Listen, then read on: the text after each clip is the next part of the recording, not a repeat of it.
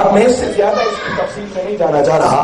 اب اسی آیت کریمہ کی طرف ذرا دوبارہ آ جائیں, میں پھر انہی کلمات کی طرف متوجہ کروں گا. باری تعالیٰ نے فرمایا یا ایھا الذین آمنو, اے ایمان والو.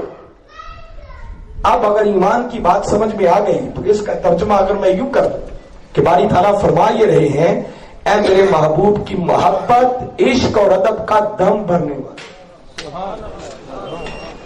گویا میلاد منانے والوں سے خطاب ہو رہا ہے, کیونکہ دیکھیں نا ہم سارے موسٹلی وہ لوگ بیٹھے ہیں کہ ربیع الاول کا مہینہ آ جائے تو گلیاں اور بازار سجا دیتے ہیں, ہر طرف چراغاں ہو جاتا ہے, آقا کی عظمت کے جلوس نکلتے ہیں, ترانے گائے جاتے ہیں, آقا کا نام نامی اس میں گرامی اذان میں بھی سن لے تو انگوٹھے چوم کر اپنی آنکھوں سے لگاتے ہیں. محبت ادب بجا, اب کان کھول کر سنو. اللہ رب العزت ان محبت, عشق اور ادب کا دعویٰ کرنے والوں کو حکم کیا دے رہے ہیں, اب اس بات کی طرف متوجہ کرنا چاہ رہا ہوں. اور یہاں ہر وہ شخص جو کلمہ پڑھتا ہے, ایمان کا دعوے دار ہے, باری تعالیٰ اسے متوجہ کر رہے ہیں. اے کلمہ پڑھ کر ایمان کا دعویٰ کرنے والوں, اگر ایمان کے دعوے دار ہو تو سنو, حکم یہ ہے ادخلوا فی السلم کافہ, تو پھر آؤ اس اسلام میں بھی پورے کے پورے داخل ہو جاؤ. اگر ایمان کے دعوے دار ہو تو پھر اسلام کو ٹکڑے ٹکڑے نہ کرو, اس کے حصے بکھرے نہ کرو, اس کے ایک ایک جوش کو پکڑ کے نہ بیٹھو, بلکہ حکم یہ ہے کہ اسلام میں پورے کے پورے داخل ہو جاؤ. آج کی ہماری گفتگو کا دوسرا حصہ وہ ہے اتحاد امت. اب میں اس کی طرف متوجہ کرنا چاہوں انہی کلمات کی روشنی میں. باری تعالیٰ کا حکم تو یہ ہے کہ اسلام کے حصے نہ کرو, ٹکڑے نہ کرو, اس کو حصے بکھرے نہ بناؤ, اجزا نہ کرو, ایک ایک جز پکڑ کے نہ بیٹھو, بلکہ کیا کرو, اسلام میں پورے کے پورے داخل ہو جاؤ. ان کلمات کی کئی تشریحیں ہیں, کئی تفسیریں ہیں, کئی وضاحتیں ہو سکتی ہیں, مگر میں اپنے عنوان کی روشنی میں اس آیت کریمہ کا معنی مفہوم جو بتا رہا ہوں, اگر آپ یہ پوچھیں کہ آپ اس سے کیا مراد لیتے ہیں, جو اللہ رب العزت نے کہا کہ اسلام میں پورے کے پورے داخل ہو جاؤ, اسے ٹکڑے ٹکڑے نہ کرو, جزون جزون نہ پکڑ کے بیٹھو. آج کے حالات کے پیش نظر کہنا یہ چاہ رہا ہوں حاضرین مکرم کہ ذرا ٹھنڈے دل کے ساتھ بحثیت امت اگر ہم اپنے حالات کا جائزہ لیں تو اس وقت امت ٹکڑوں میں بٹ چکی. ہم نے اسلام کے ٹکڑے ٹکڑے کر دیے اور ہیں سارے کلمہ پڑھنے والے, اور باری تعالیٰ ایمان والوں سے خطاب کر رہے ہیں, اور ہر کلمہ پڑھنے والا جس طبقے سے بھی اس کا تعلق ہے, آج ہم ایک ایک ٹکڑے کو پڑھ کے سمجھ یہ رہے ہیں کہ ہم نے پورا اسلام تھام رکھا. آپ پوچھیں گے کیا کہنا چاہ رہے ہیں, میں جسٹ تھوڑی سی وضاحت چاہتا ہوں تاکہ بات نکل کے آپ کو سمجھ آئے. جو پہلا پیغام آج دینا چاہ رہا ہوں, مجھے نام لینے کی بھی ضرورت نہیں ہے. آج ہم اس انداز میں حصوں میں بٹ چکے ہیں, ٹکڑوں میں بٹ چکے ہیں. آپ کبھی سفر کریں گے G T road, D G Khan سے لاہور کی طرف چلے جائیں, آپ سفر کرتے رہتے ہوں گے, دیکھتے ہوں گے اس بچے کو پکڑ کے بٹھا دو پیچھے بھی, کیوں آگے آ رہا ہے, کوئی بندہ بھی آئے تو آپ اس کو وہیں سے روک دیا. دیواروں پر ایک نعرہ لکھا ہوتا ہے, میں اکثر پڑھتا ہوں اور سوچتا ہوں, نعرہ یہ لکھا ہوتا ہے کہ حاجت روا مشکل کشا, ایک خدا ایک خدا. کبھی پڑھا ہے یہ نعرہ دیواروں پہ لکھا ہوتا ہے نا. اب بظاہر اس نعرے کو دیکھیں تو یہ نعرہ غلط نہیں ہے, بات توحید کی جا رہی, نسبت اللہ کے ساتھ جوڑنے کی بات ہو رہی. مگر اگر کوئی اس کی ڈیپتھ اور گہرائی میں اتر کر دیکھے تو اس نعرے کے اندر اس کے پیچھے ایک پیغام ہے. وہ نعرہ لکھنے والے کچھ کہنا چاہ رہے ہیں, اور کیا کہنا چاہ رہے ہیں, کبھی آپ ان سے پاس بیٹھ کر اس نعرے کی تشریح سنیں, وہ کیا اس کی تشریح ہے. اس نعرے کی بیک گراؤنڈ یہ ہے کہ وہ کہنا یہ چاہ رہے ہیں کہ ولیوں کے مزاروں پر بھی جانا شرک ہے, داتا گنج بخش علی حجویری کو داتا کہنے والا بھی مشرک ہے, شیخ عبد القادر جیلانی کو غوث العظم کہنے والا بھی مشرک ہے, مدینہ پاک میں آقا کے قدموں میں حاضری دینے والا بھی مشرک ہے. گویا انہوں نے خود کو صرف ایمان والا سمجھا اور باقی سب کو دائرہ ایمان سے نکال کر مشرکوں کی صف میں کھڑا کر. یہ ایک طبقہ ہے. اس کے بعد دوسرا طبقہ وہ مرض وجود میں آیا، وہ بھی کلمہ پڑھنے والوں کا ہے، سارے کلمہ پڑھنے والے. میں بتا رہا ہوں کہ آج ہم نے دین کو ٹکڑے ٹکڑے کیسے کر دیا. دوسرا طبقہ وہ آیا جنہوں نے خود کو عشق رسول کا ٹھیکیدار بنا اور انہوں نے سمجھا ہم سے بڑھ کر عشق رسول کی بات کرنے والا کون ہے. اب عشق رسول کا نعرہ بہت اچھا ہے، میں بتا چکا ہوں کہ اس کملی والے آقا کی محبت، عشق اور ادب ہی ایمان ہے.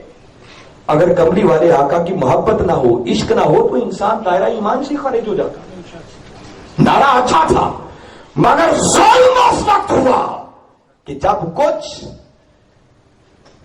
جاہل لوگوں نے کم علمی کی بنا پر، جہالت کی بنا پر آڑ اس نعرے کو بنایا اور فتووں کی مشین ہاتھ میں پکڑ لی اور جس کو جی چاہا گستاخ رسول بنا کر مرتد قرار دے دیا اور اسے واجب القتل بنا دیا. ایسا ہو رہا ہے یا نہیں؟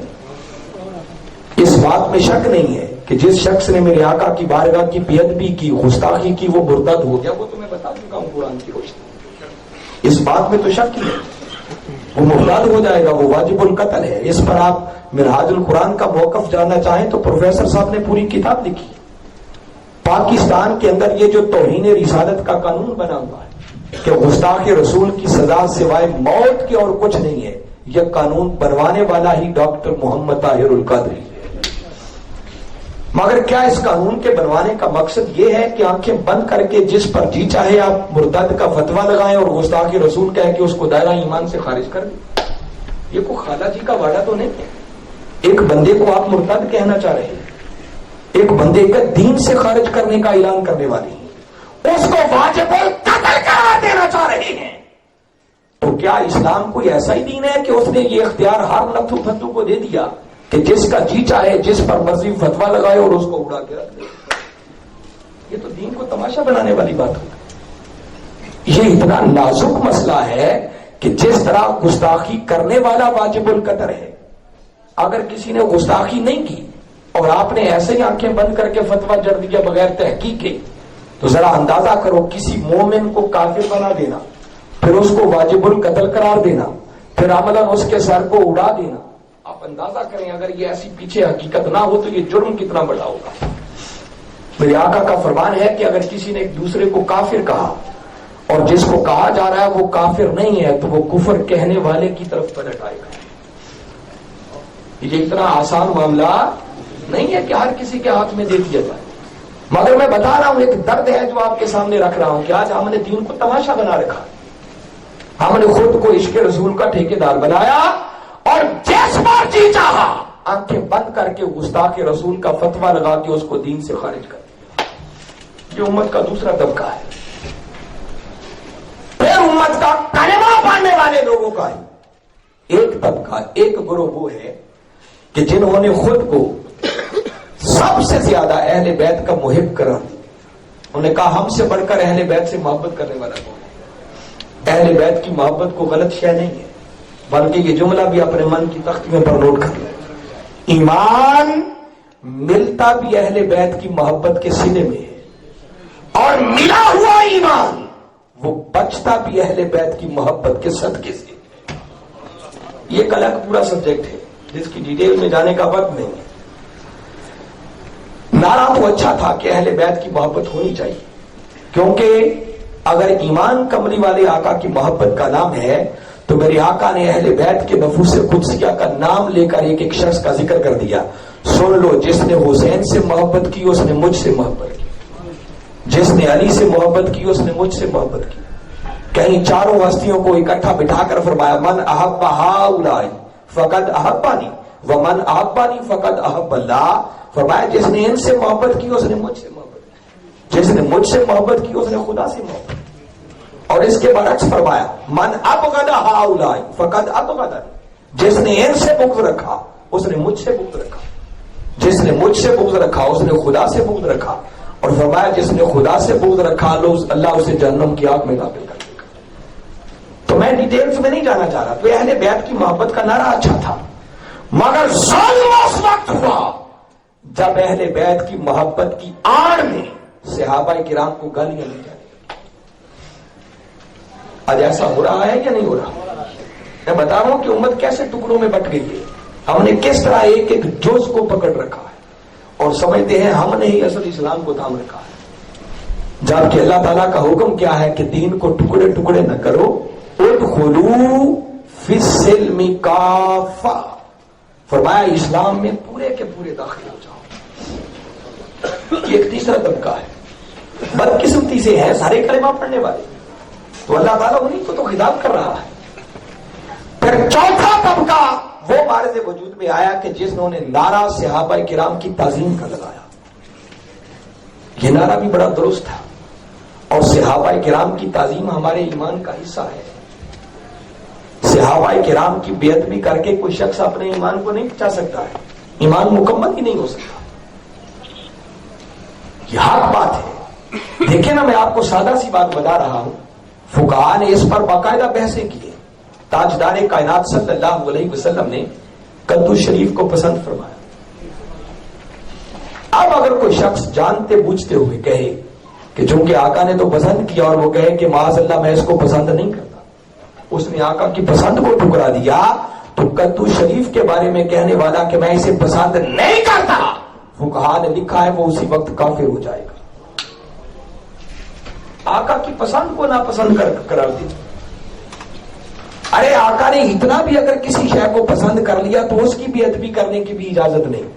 تو وہ صحابہ کرام جنہوں نے زندگیاں آقا کے قدموں میں گزاری، جنہوں نے آقا کے مکھڑے کو تکا، صحابیت کا شرف پایا، اور اب بڑے سے بڑا ولی بھی آ جائے تو میرے آقا کے ادنا سے صحابی کا مقابلہ بھی نہیں کر سکتا۔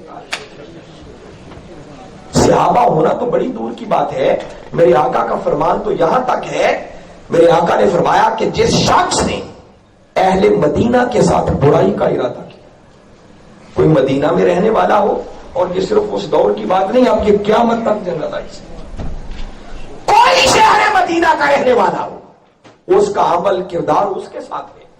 میرے آقا نے فرمایا جس نے کسی اہل مدینہ کے ساتھ برائی کا ارادہ کیا، اللہ اس کو یوں جہنم کی آگ میں پگھلا دے گا جیسا نمک پانی میں پگھل جاتا ہے۔ اہل مدینہ کی بیعت بھی کرنے کی اجازت نہیں ہے، یہ چاہے کہ صحابہ کرام کی شان میں کوئی گستاخیاں کرتا ہے۔ تو صحابہ کرام کی تعظیم کا نعرہ تو اچھی بات ہے، ہونا چاہیے تھا، اس کے بغیر ایمان مکمل نہیں، مگر ظلم اس وقت ہوا جب صحابہ کرام کی تعظیم اور محبت کی آڑ میں دلوں کے اندر اہل بیت کا بغض پالا جانے لگا۔ ایسا بھی ہو رہا ہے یا نہیں ہو رہا؟ میرا مقصد کسی پر تنقید کرنا نہیں ہے، میں بتا رہا ہوں کہ آج ہم کھڑے کہاں ہیں۔ آج امت مسلمہ کی زبوں عالی کا اصل بیک گراؤنڈ کیا ہے، وجہ کیا ہے؟ ہم کسی کو برداشت کرنے کے لیے تیار نہیں، اور میں یہ بات بتا دینا چاہ رہا ہوں کہ ایسے لوگوں کی کمی نہیں ہے جو بات صحابہ کرام کی عظمت کے کرتے ہیں، وہ بجا میں بتا چکا، مگر اس آڑ میں دلوں کے اندر اہل بیت کا بغض پالا جاتا ہے۔ اور میں نے اپنے کانوں سے ایسے لوگوں کو ٹی وی پر گفتگو کرتے ہوئے سنا ہے، معاذ اللہ استغفر اللہ، یزید کی بات آ جائے وہ یزید کو بھی رضی اللہ تعالی عنہ کہتے ہیں۔ امیر معاویہ رضی اللہ تعالی عنہ، میں اپنا عقیدہ بتا رہا ہوں، اہل سنت والجماعت کا موقف کیا ہے کہ ہم حضرت امیر معاویہ ان کو رضی اللہ تعالی عنہ سمجھتے ہیں، صحابی رسول سمجھتے ہوئے ہم ان کی شان میں زبان تان دراز نہیں کر سکتے۔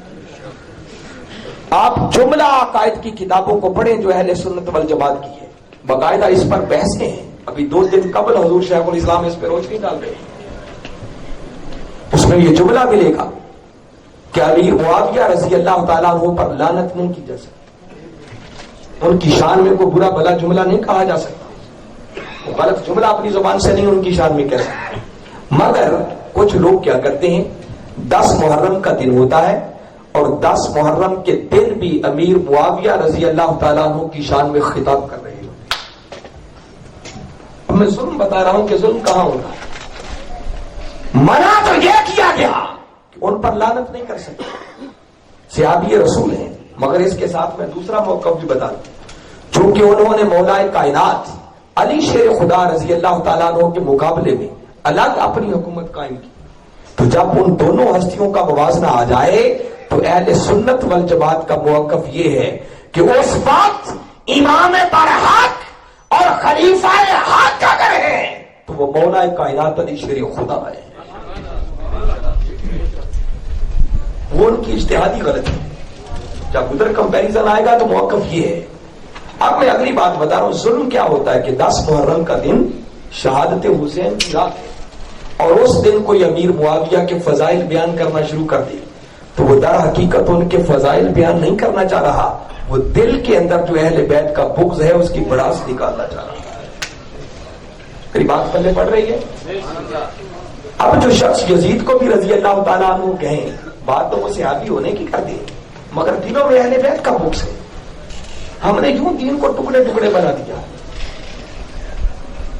اور اللہ تعالیٰ کا حکم یہ ہے کہ کلمہ پڑھنے والوں, اے دائرہ ایمان میں آ جانے والوں, میرے دین کو ٹکڑے ٹکڑے نہ بناؤ, ایک ایک ٹکڑا تھام کے نہ بیٹھو, بلکہ کیا کرو, ادخلوا فی السلم کافہ, آؤ اگر کلمہ پڑھ کے دائرہ ایمان میں آ ہی گئے ہو تو پھر اسلام میں پورے کے پورے داخل ہو.